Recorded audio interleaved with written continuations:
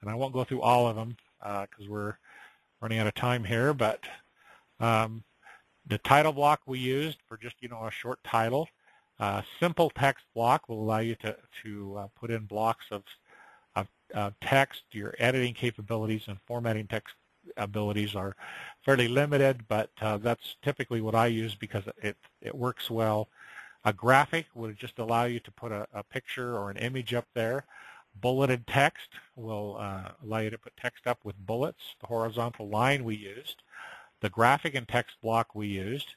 If I wanted to use a graphic and have bulleted text next to it, I could use that block. If I wanted graphic and a text in the middle and another graphic on the outside, there's that bar. The button bar we won't go into, but allows you to put buttons on their page that will link to other areas. You can also put them in a sidebar down the side of it. The button builder is actually a tool that will help you to create some buttons. Information request form, if you just want a simple little form where they can click on it and request some information to you, you can click on that, it'll drop into it. You want to create a table with columns, tool will allow you to do that block. Site search, if you want to add that to there so they can just type in things and it will search your site. The specials button will make a little notation on the page that you're offering something at a special price. Then if you're using the shopping cart, the easy order blocks will actually allow you to place ordering where people can order right on your pages, credit card buttons and order buttons there. Easy mailing list, the links you can create where people can subscribe to your mailing list there. Easy directory so that you can shoot them over into that. The form builder, which is an incredibly powerful tool, which to my knowledge no other competitor has the capability to do the form builder like we have. Incredibly powerful tool, and we'll have a whole other seminar to go through building forms and collecting information on your websites as well. We have, excuse me, a series of buttons for setting up affiliate things on your website. And then we have an area down here that we call advanced text block. You can do address search. You can add easy audio. If you actually know HTML and want to just drop an HTML block in, you can do that. If you want to control some space, there's a spacer block, and it'll allow you to do space horizontally or vertically. The mirror block is an incredibly powerful tool that allows you to create something one time and save it on a page, and then you can use it all over the website. Somebody asked in one of the previous sessions, what would you use that for? And I can give you an example of a place that I used it.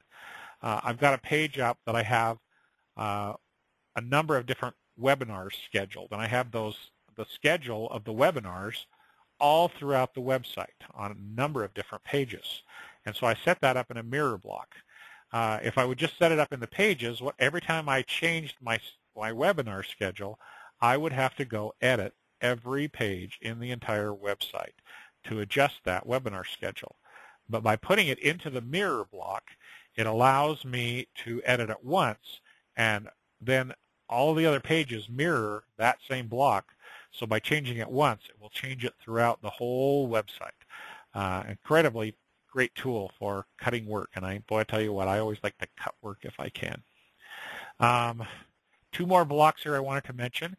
One is the layout manager, and I will demonstrate that to you just quickly so you can see how that works, and I'll come back to that. But the last one is the advanced text block. And the advanced text block is a blessing and a curse, okay? The blessing is that you can do all kinds of things. You can bold words in your text. You could actually build your whole web page in the advanced text block. It's a powerful tool, and it allows you to do a lot of really neat things with your text. That's the blessing side, okay? The curse side of it is two curses. Curses. The first curse of the advanced text block is, since it is advanced, it's a little more complicated. Well, really, it's a lot more complicated to use. And even I haven't totally figured it out. I can do basic things in it, but it's more complicated. So that's the first curse. The second curse is that since it's advanced and it does a lot of different things, sometimes it doesn't do things quite the way you want it to and quite the way that you would expect. And sometimes you can get some funky little characters in there and some other things which there's, I don't know why it does that. But anyway, so there are places to use it, but I like to use the simple text block because I'm a control freak. I want it to appear the way that I want it to appear, and I'd rather put 2 or 3 different blocks in there. And you can learn some just really basic HTML too. Like if you wanted a one word bolded, that's really easy to do. And you could learn to do that. You could call our tech support and they could tell you how to do that and some other basic things. But you can use either of those that you want. Okay, now let's go back up to the Layout Manager as we finish up here. The Layout Manager, what we've talked about so far is you add blocks down the page. Very powerful. You can build some incredible pages with it, but you don't have the power to set a block next to a block. And the Layout Manager will actually give you the power to stack blocks beside each other. With that tool, now you can build absolutely incredible pages and virtually do just about anything that you want as far as controlling the page layouts. And when we build pages, we use the Layout Manager a lot to do that. And if you look at some of the pages that our group has built, you can do incredible pages with the Layout Manager. I just want to demonstrate that for you really quickly, but it allows me to stack blocks beside blocks.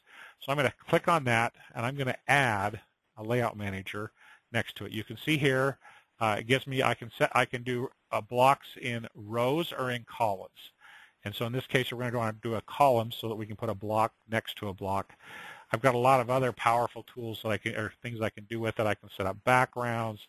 I can control spacing with in it. I can put borders inside of it. I can do all kinds of different things.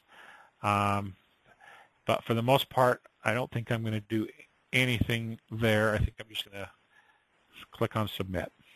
Okay.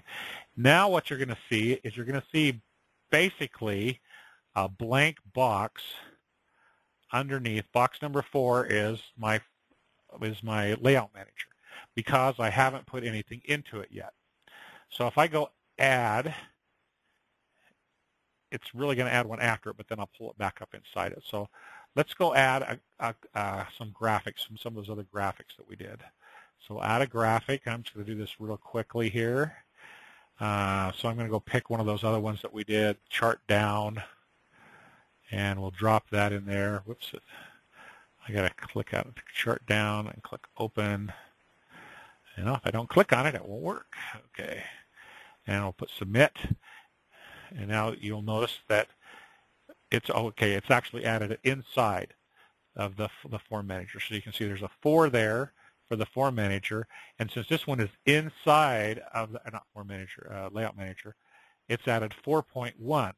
So now, if I go add another one after 4.1, we're going to add another graphic. Okay, next step, and this is going to be chart up, and so we'll drop that in there, and now we're adding them in columns, so it's going to appear next to it. So now you can see that I've got 4.1 and 4.2. I've got them added next to each other. And so now I can stack blocks up and down the page. So let's go back and if we add one in between those two. Okay, so I clicked on my Add button again. And let's pick another graphic just for the heck of it. And we're going to do Road to the Future. Okay, and click Submit. There you go. Now you can see that doesn't look too good, so I'm going to click on my pencil. I want that one to be centered. So Submit, and that'll be a little bit better. Okay, now you can see, then I could go back and I could go back to adding without the Form Manager and adding pages just down the page. I could do whatever I wanted to, but with that Form Manager, it's really not too bad once you play with it a little bit. It can be a little bit confusing trying to get the trying to get them inside that container from the first time and understanding, but if you play with it just a little bit, you'll find that it's a powerful tool for building your website. And the form manager will become, the layout manager will become your friend. So now we've got a real nice page. If I want to see what it looks like, I can view it. I would just go up here and click on View, and I would go Preview Current. And I'm not sure exactly. Okay, there it is. So now that shows us what it's going to look like with all of the blocks and all the control elements gone. So you can see that that's the page that we built. And not an incredibly beautiful page, but for demonstration purposes, it'll work. So okay, so let's go back to our page builder page, and just a couple other things I wanted to go through with you here on the file manager. And I wanted to go through. First, let's look at page options. Okay, this is where you can control, and like I said, you can turn off the global header and the global footer and the counters at the bottom if you want to, and do your own thing. Shoot yourself in the foot. Go ahead. But that's where you would turn those off. And you can control page color, background colors for just this page, sidebars, other information there. Plenty of good stuff, but that's where you would turn off the global information and just do it yourself. So let's not change anything there and just click on Cancel. And then let's go into meta tags.